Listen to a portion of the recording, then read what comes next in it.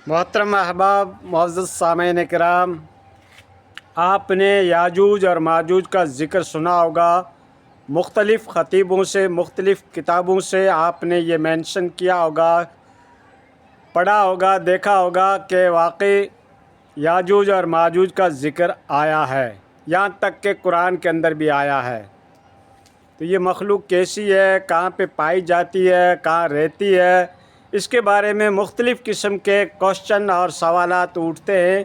तो दोस्तों, इसका सही इल्म तो अल्लाह के पास है, लेकिन ये हमारा यकीन है क्योंकि अहादीस के अंदर, कुरान के अंदर इनका मेंशन किया गया है। ये मखलूक ज़रूर एग्जिस्ट करती है। एक बादशाह थे जिनका नाम था ज़ुल्करनैन, दो सींग वाला।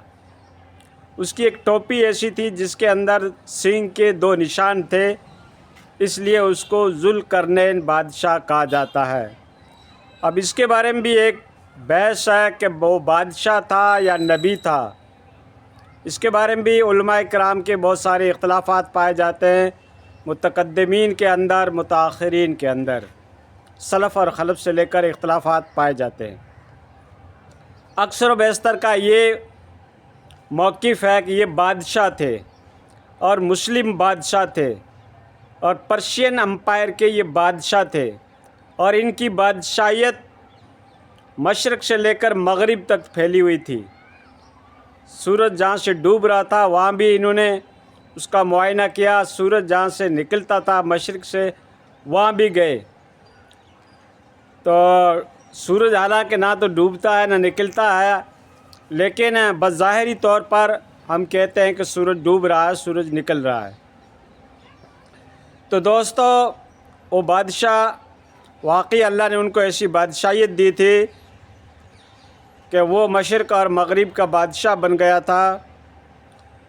और उसके ज़माने के अंदर जब उन्होंने शुमाली हिस्से का सफ़र किया तो वहाँ पर पहाड़ों के बीच में एक कौम को देखा, जो कौम याजूज और माजूज के जुल्म से परेशान थी।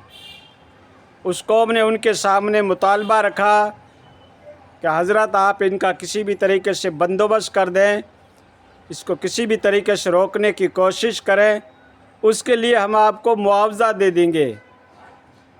तो हज़रत ज़ुल्करनैन ने कहा कि मुझे कोई मुआवज़ा नहीं चाहिए, आपकी जिस्मानी ताकत चाहिए।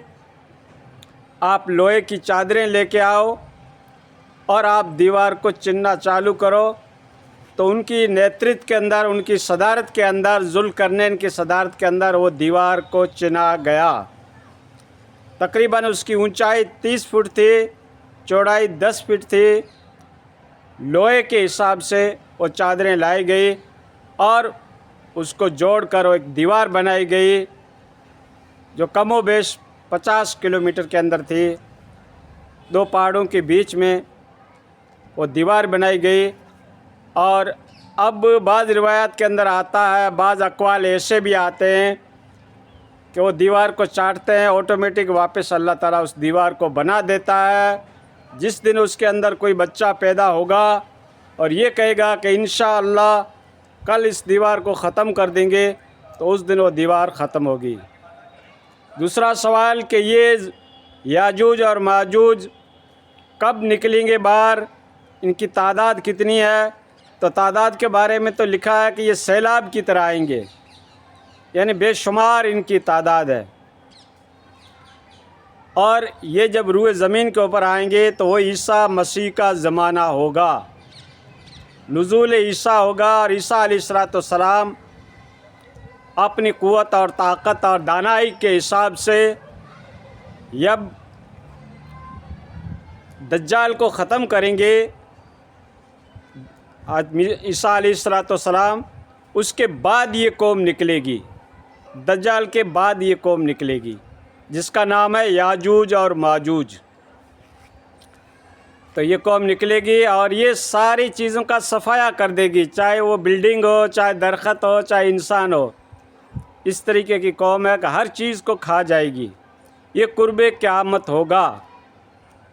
और उसके बाद حضرت عیسیٰ علیہ السلام رب سے دعا کریں گے تو اس کے اوپر ایسا عذاب نازل ہوگا کہ ان کے دماغ کے اندر ایسا کوئی وائرس یا کوئی بیماری پیدا ہوگی جو آٹومیٹک ختم ہو جائیں گے.